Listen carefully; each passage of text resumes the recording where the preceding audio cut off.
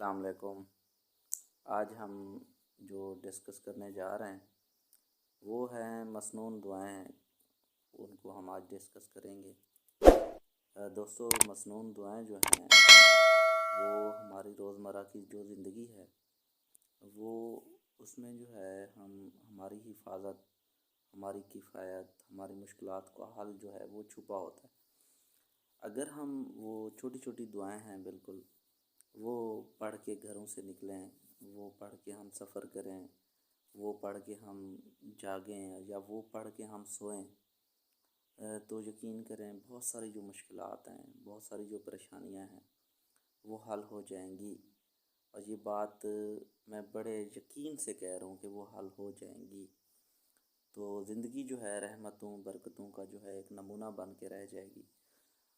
آج میں آپ کو کچھ باتیں بتاؤں گا، آپ کائنڈلی وہ یاد کر لیں۔ ایک تو میرے لیے وہ صدقہ جاریہ بن جائے گا کہ وہ باتیں میں نے آپ کو بتائی ہیں، اور جو ہے پھر آپ لوگ اگر آگے شیئر کریں گے، بتائیں گے، تو وہ آپ کے لیے بھی صدقہ جاریہ، میرے لیے بھی مطلب ایک دگنا ثواب ہو جائے گا۔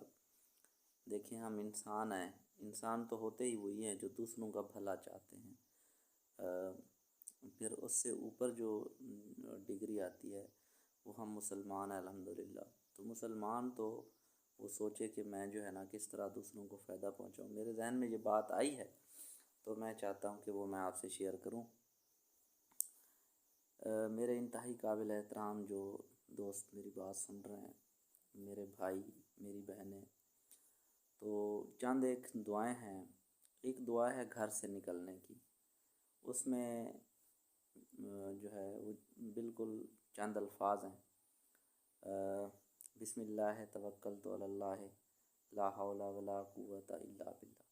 اب یہ گنے چنے الفاظ ہیں، اگر یہ ہم پڑھ کے گھر سے نکلیں تو یہ ایک فرشتہ جو ہے وہ 4 اعلان کرتا ہے کہ یعنی تمہاری مغفرت کر دی گئی، شیطان کو تم سے دور کر دیا گیا، تمہاری کفایت کر دی گئی اور تمہاری حفاظت کر دی گئی۔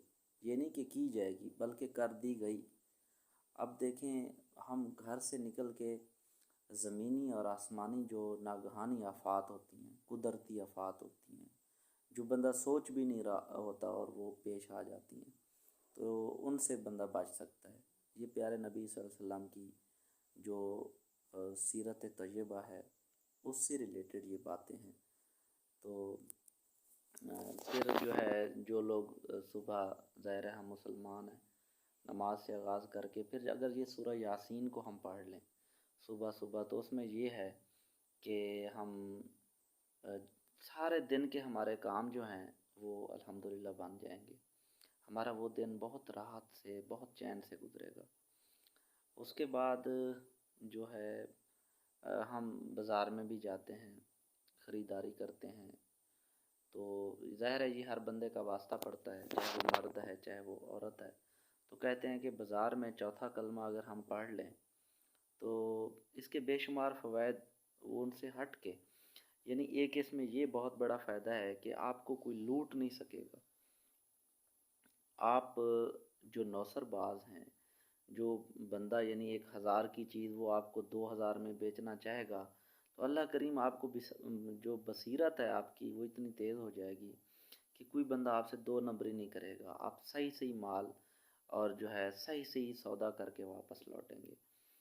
اور پھر جو ہے سفر کی دعا ہے، وہ آپ کو پتہ ہے، سبحان الذی سخر لنا ھذا وما كنا له مقرنین وَإِنَّا إِلَىٰ رَبِّنَا لَمُنقَلِبُونَ۔ یہ ہم پڑھ کے نکلیں، سفر کریں تو اللہ کریم جو ہے نا ہماری حفاظت کرتے ہیں۔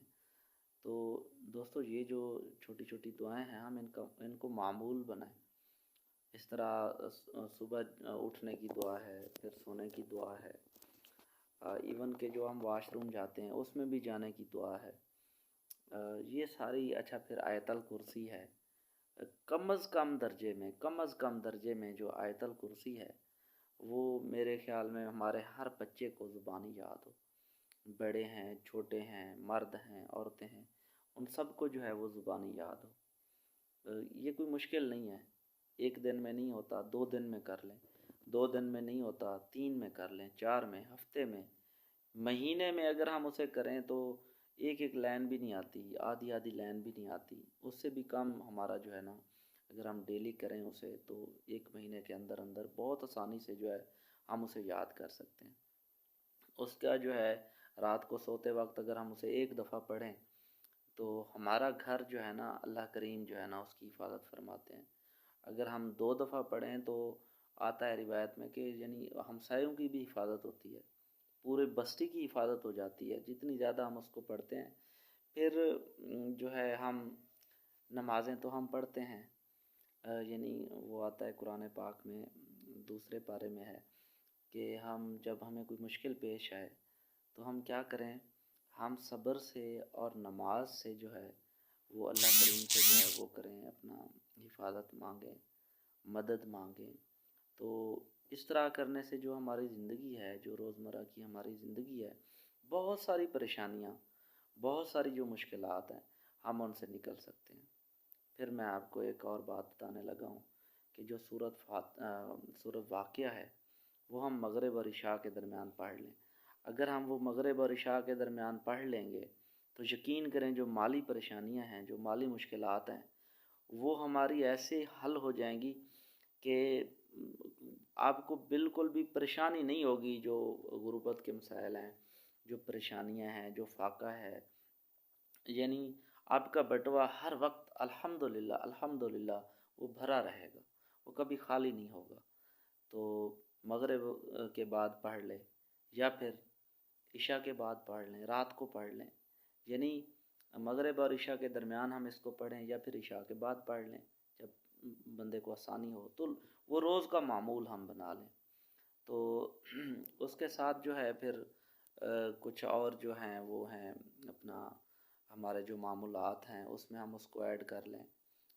یعنی ایک حدیث میں آتا ہے کہ یہ جو تیسرا کلمہ ہے درود شریف ہے اور استغفار ہے، یعنی یہ اگر 100 دفعہ ہم روزانہ پڑھ لیں اس کو تو یہ مسنون تسبیحات ہیں۔ تو کہتے ہیں جنت کے 8 دروازے ہیں، ایک دروازے سے جو ہے ذاکرین ہنستا مسکراتا جنت میں داخل ہوگا۔ تو یہ ہماری جو پریشانیاں ہیں بیسیکلی ہم ان کو بہت زبردست طریقے سے جو ہے نا یہ حل ہو سکتی ہیں۔ اللہ کریم ہمارے حادثات سے حفاظت فرمائیں گے، اللہ کریم ہماری جو ہے وہ بیماریوں سے حفاظت فرمائیں گے، اللہ کریم جو ہے ہماری جو غربت ہے، جو مالی مسائل ہیں ان سے ہماری حفاظت فرمائیں گے، گھریلو جھگڑے ہیں، پریشانیاں ہیں، وہ جو ہے نا اللہ پاک جو ہے ہمیں ان سے محفوظ رکھیں گے۔ تو یہ چھوٹی چھوٹی جو دعائیں ہیں تو پلیز کائنڈلی میں ریکویسٹ کرتا ہوں یہ اپنے چھوٹے بچوں کو یاد کروائیں، اور پھر جو ہے نا خود ہم یاد کریں۔ پھر ایک دفعہ جب ہمیں ان کی سمجھ آ جائے گی، ان کے فوائد ہمیں نظر آنا شروع ہو جائیں گے تو ہم یقین کریں کبھی بھی ان دعاؤں کو نہیں چھوڑیں گے۔ تو آخر میں آپ سے دعاؤں کی درخواست ہے، اللہ کریم ہم سب کی حفاظت فرمائے۔ بہت شکریہ۔